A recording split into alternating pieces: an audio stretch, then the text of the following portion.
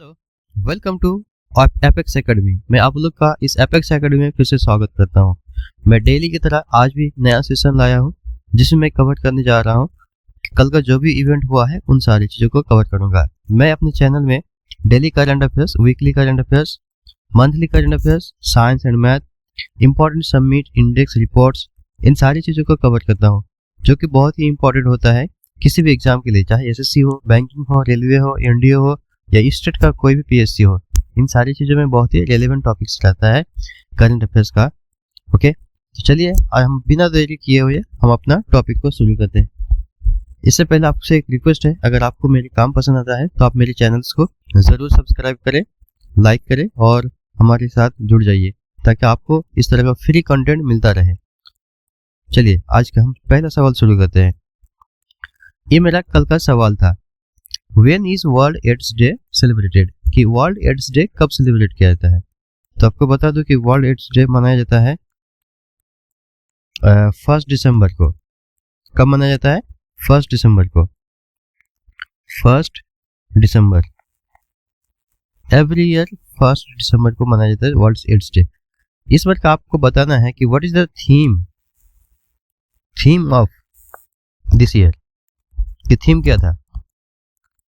Second question था when is world environment day celebrated, कि world environment day कब मनाया जाता है। तो ये आपका मनाया जाता है 5 जून को। 5 जून को।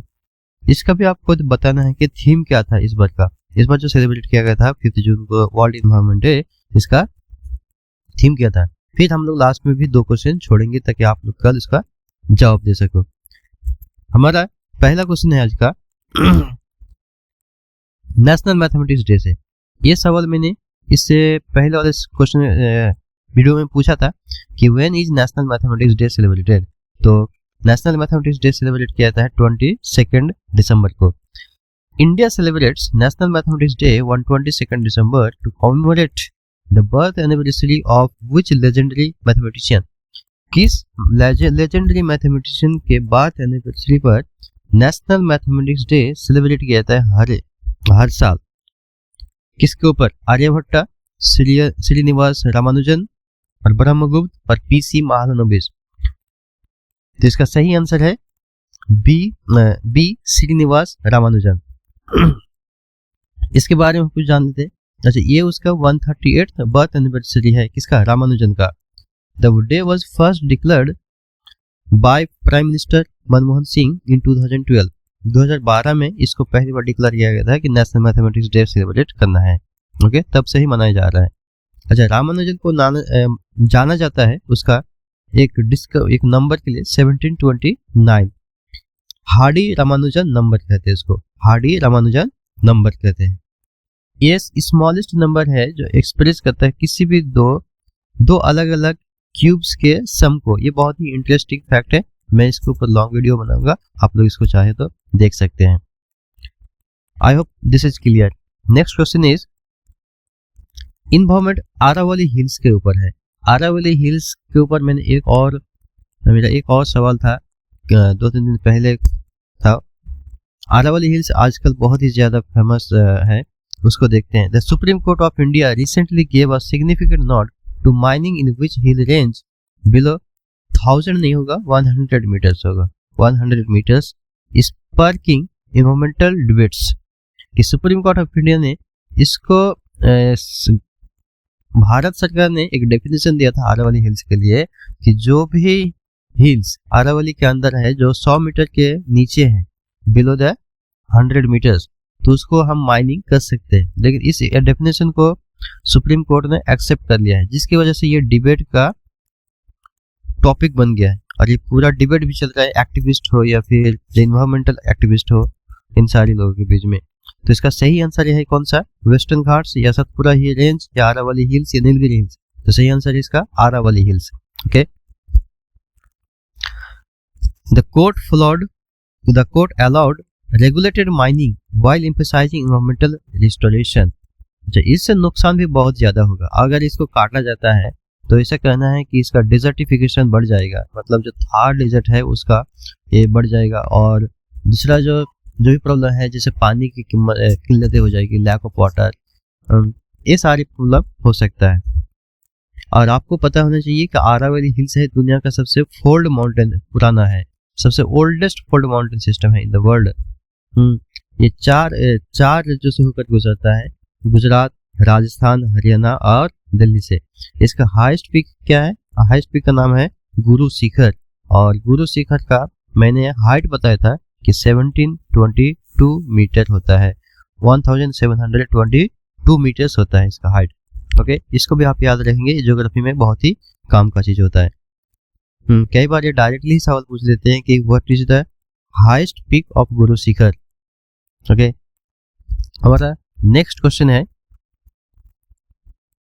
Who recently became the first Indian and Asian women cricketer to cross the 4000 run marks in women's T20 international. कहता है कि इंडिया की और एशिया की कौन सी पहली लड़की बनी है जो 4000 रन मार्क्स को कंप्लीट कर लिया T20 इंटरनेशनल में। ओके, हरमनप्रीत कौर, स्मृति मंदना, शेफाली वर्मा या मिथाली राज। तो इसका सही आंसर है स्मृति मंदना। स्मृति मंदना इंडिया की और वुमेन एशिया की एक वुमेन क्रिकेटर है जो 4000 रन को क्रॉस कर लिया है। अच्छा, ये सिर्फ एशिया और इंडिया के लिए, इससे पहले ये माइलस्टोन को कंप्लीट कर चुके हैं न्यूजीलैंड का एक प्लेयर जिसका नाम है सूजी बेट्स। स्मृति मंदना ने ये अचीव किया है, ये श्रीलंका के खिलाफ विशाखापट्टनम ऑन 22 दिसंबर को किया है। ओके, और जो ग्लोबली है ये स्मृति मंदना सेकंड प्लेयर है। फर्स्ट कौन है? न्यूजीलैंड की प्लेयर सूजी बेट्स। इसने पहले ही 4000 रन का स्कोर कंप्लीट कर चुके हैं और स्मृति मंदना सेकंड है, इसको आप याद रखेंगे। दुनिया की पहली नहीं है, ये एशिया और इंडिया की पहली है, ना कि दुनिया की। आज का हमारा नेक्स्ट क्वेश्चन है, इंडिया और नीदरलैंड्स का एमओयू का मतलब होता है मेमोरेंडम ऑफ अंडरस्टैंडिंग। एमओयू का फुल फॉर्म होता है मेमोरेंडम ऑफ अंडरस्टैंडिंग।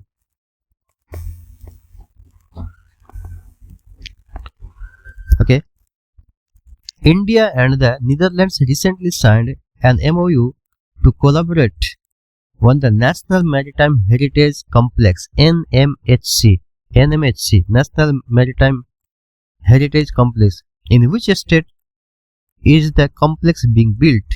कहता है कि एक मेमोरेंडम साइन किया है इंडिया और नीदरलैंड्स के बीच में तो कोलैबोरेट करने के लिए किसका? नेशनल मैरिटाइम हेरिटेज कॉम्प्लेक्स का। ये किस स्टेट में किया जा रहा है? ओके, महाराष्ट्र, केरला, गुजरात, तमिलनाडु, किस में? तो इसका सही आंसर है गुजरात में। ये मेमोरेंडम जो कोलैबोरेशन है एनएमएचसी का, ये किस जगह पे होना है, किस स्टेट में? तो गुजरात में। लेकिन गुजरात में कहाँ? ये बहुत ही एंशिएंट जगह है लोथल। लोथल को एक एंशिएंट या अर्लीस्ट पोर्ट भी कहा जाता है कि पहले यहाँ पे पोर्ट हुआ करता, डॉक हुआ करता था। तो the एनएमएचसी is being developed at Lothal, Gujarat, an ancient Indus Valley civilization port। मैंने बताया लोथल किसके अंदर पड़ता है? इंडस वैली सिविलाइजेशन के अंदर भी पड़ता है। Lothal is known as the world's earliest known dock। Okay, और हमारा आज का फिर नेक्स्ट क्वेश्चन है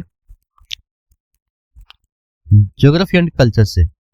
चिल्लाई kiln a 40-day period of the Harset winter, which began on 21st to 22nd December, is associated with which region? कहते हैं चिल्लाई कलन 40 दिन का पीरियड होता है सबसे हार्सेट विंटर का। अब इसका आंसर थोड़ा आप अंदाजा से भी लगा सकते हैं कि इसका आंसर क्या हो सकता है। हार्सेट विंटर सबसे ज्यादा कहाँ पड़ेगा इंडिया में? सबसे ज्यादा कश्मीर में हो सकता है। तो आंसर भी देखिए, ऑप्शन लद्दाख, कश्मीर, अरुणाचल प्रदेश, हिमाचल प्रदेश। तो ऑप्शन भी थोड़ा लद्दाख और कश्मीर में आपको कंफ्यूज करेगा, लेकिन इसका सही आंसर है क्या? कश्मीर। तो आखिर चिल्लाई कलन है क्या? 40 दिन का पीरियड है, हार्सेट विंटर को मनाना है। कैसे मनाएंगे, कैसे रहेंगे, इस तरह। अच्छा, ये क्या चीज है चिल्लाई कलन? वहां पे ठंडी को 3 फेजों में बांटा जाता है। कितने फेज में? 3 फेज में बांटा जाता है। एक होता है चिल्लाई कलन, जो बिग कोल्ड, इसको बड़ा ठंडा माना जाता है 40 दिन का, जो कि शुरू होता है 21 दिसंबर से जनवरी 29 को खत्म होता है। उसके बाद होता है चिल्लाई खुर्द, मतलब छोटा छोटा ठंडा, द स्मॉल कोल्ड। ये शुरू होता है जनवरी 30 से फरवरी 18 तक। एक होता है चिल्लाई बच्चा, जो बेबी कोल्ड होता है, मतलब बहुत ही कम ठंडा होता है जब, हाँ मतलब ये ठंडा के को 3 फेज में बांट दिया है।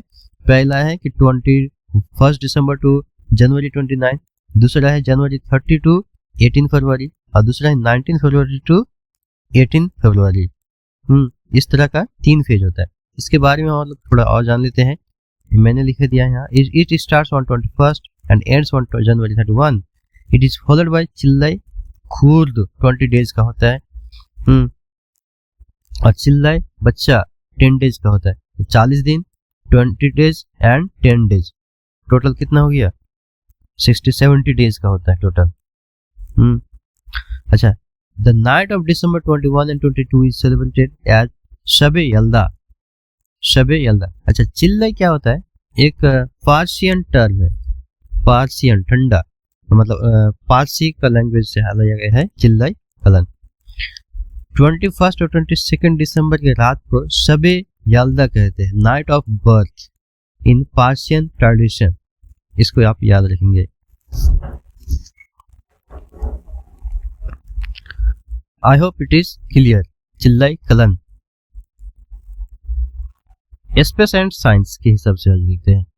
First, पैरालेजिक in space. पैरालेजिक का क्या मतलब होता है मैं आपको समझाता हूँ। माइकला बेंथहाउस, who recently became the first person with paraplegia to travel to space, belongs to which space agency?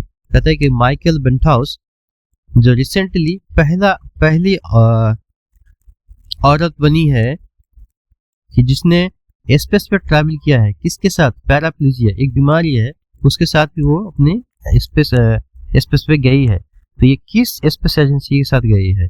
NASA, ISRO, ESA या फिर जक्सा? तो इसका सही आंसर है आपका ESA, European space agency. European space agency. NASA America का है, इसरो इंडिया का है, जक्सा जापान का है। अपने अपने कंट्री का अलग अलग स्पेस सेंटर है, इसको आप याद रखेंगे। She flew on a suborbital mission with Blue Origin. ये एक मिशन का नाम है ब्लू ओरिजिन, उसी के साथ गई है। Marking a major milestone for inclusivity in space exploration. अच्छा, पैराप्लेजिया क्या होता है? देखिए, एक मेडिकल कंडीशन है characterised by the loss of sensation and voluntary movement in the lower half of the body. एक लॉस ऑफ सेंसेशन होता है या फिर इनवॉलंटरी मूवमेंट में in the lower half of the body, body के lower half में। It typically affects both legs and depending on the location of the injury. ये दोनों ही टांगों के ऊपर अफेक्ट करता है या फिर इंजरी के लोकेशन को। Can also affect the pelvis and lower abdomen. Lower abdomen और पेल्विस, मैं तो आपको यहाँ से दिखा नहीं सकता कि लोअर एब्डोमेन और पेल्विस कौन है। इसको आप थोड़ा देखिए कि लोअर पेल्विस जो हमारा कमर के नीचे वाला पार्ट होता है वो पेल्विस होता है। लोअर एब्डोमेन नीचे पेट का हिस्सा, इन सारी चीजों को अफेक्ट करता है कौन? पैराप्लेजिया। अच्छा, ये जो औरत थी 33 ईयर ओल्ड है। कितना साल की है? 33 ईयर ओल्ड। ये जर्मन साइंटिस्ट है, जर्मन साइंटिस्ट है। तो इस तरह की पहली लड़की है जो कि स्पेस में गई है, मतलब ये। अच्छा, ये व्हील चेयर में भी रहती है। एक और होता है पैराप्लेजिया की तरह क्वाड्रिप्लेजिया और tetraplegia, which affects all 4 limbs and the torso. Paraplegia leaves the arms and hands fully functional. Paraplegia हाथ, आर्म्स और हैंड्स को पूरी तरह से काम से बंद कर देता है, मतलब खत्म हो जाता है। आई होप आपको ये समझ में आया होगा। एक मेडिकल कंडीशन है कौन? पैराप्लेजिया, एक तरह का बीमारी समझ लीजिए। नेक्स्ट क्वेश्चन है ऑपरेशन हॉकी स्ट्राइक के ऊपर। Operation hawkeye strike recently in the news is a joint military operation conducted by which two countries against ISIS target in Syria. एक ऑपरेशन हॉकी स्ट्राइक चल रही है, नाम क्या है? Operation hawkeye strike. एक जॉइंट मिलिट्री ऑपरेशन है, मतलब किसी दो कंट्री का जॉइंट मिलिट्री ऑपरेशन है। क्या? Operation hawkeye strike. ये किन दो कंट्री कंडक्ट करा रहा है? किसके खिलाफ? आईएसआईएस के खिलाफ। जो टारगेट्स इन सीरिया में जो टारगेट्स करके रखा है। USA and Iraq, USA and Jordan, USA and Israel, Russia and Syria. इसका सही आंसर है USA and Jordan. The operation was launched following an ISIS attack in Palmyra that killed US personnel। मतलब ये किसके खिलाफ है? ISIS के खिलाफ है। और ISIS ने अटैक किया था पलमीरा में, जिसमें यूएस पर्सनल की मौत हो गई थी, या मार दिया गया था। इसी की वजह से ये ऑपरेशन चलाया जा रहा है। इस ऑपरेशन का नाम क्या है? जॉइंट मिलिट्री का नाम क्या है? Operation hawkeye strike. ये किन दो कंट्री का जॉइंट मिलिट्री ऑपरेशन है? यूएसए एंड जॉर्डन का। Okay, next question is influenza के ऊपर। The Indian health minister organized a 2-day Chintan शिविर। 2 दिन का चिंतन शिविर, मतलब इसको कैसे ठीक करना है कि नहीं करना है, सारा चिंतन शिविर है 22 एंड 23 दिसंबर को चले। कहाँ पे? न्यू दिल्ली में। To strengthen preparedness for which health challenge. किस हेल्थ चैलेंज के प्रिपेयर्डनेस को स्ट्रेंथ करने के लिए ये चिंतन शिविर चलाया गया 22 से 23 दिसंबर को। डेंगू, ट्यूबरकुलोसिस, इन्फ्लुएंजा या मलेरिया। ओके, तो इसका सही आंसर है क्या? इन्फ्लुएंजा। इन्फ्लुएंजा को ठीक करने के लिए ये चला गया है। इन्फ्लुएंजा क्या है? एक वायरल डिजीज है। कौन सा डिजीज है? वायरल डिजीज, मतलब कि ये वायरस से होता है। ये किस वायरस से होता है? इन्फ्लुएंजा वायरस से होता है। इन्फ्लुएंजा वायरस से होता है।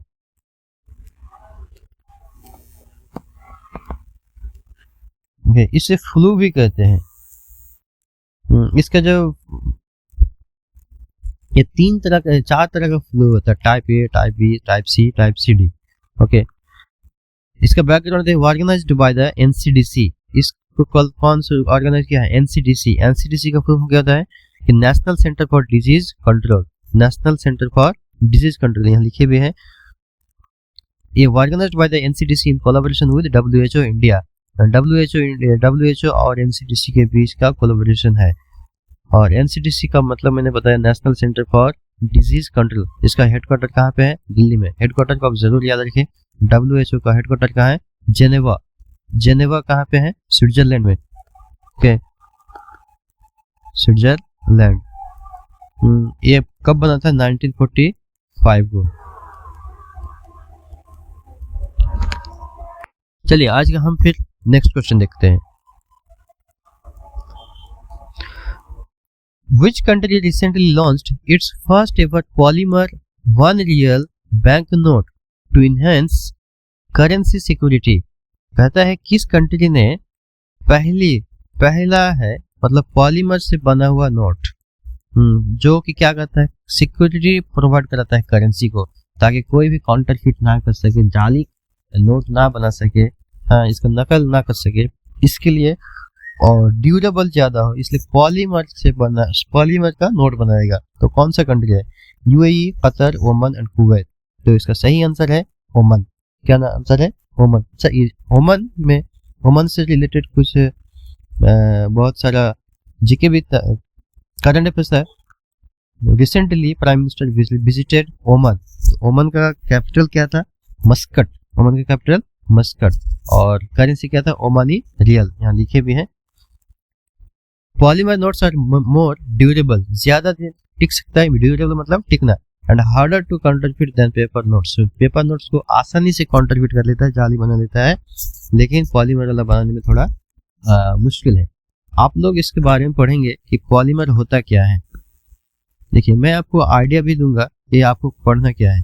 पॉलीमर एक चैप्टर होता है केमिस्ट्री में, बहुत ही अच्छे चैप्टर है। जैसे पॉलीथीन हो गया, प्लास्टिक हो गया, टेफलॉन हो गया, इन सारी चीज है पॉलीमर का एग्जाम्पल होता है। तो पॉलीमर कितने टाइप का होता है और क्या क्या होता है, इसके बारे में आप लोग जरूर पढ़िए। ओके,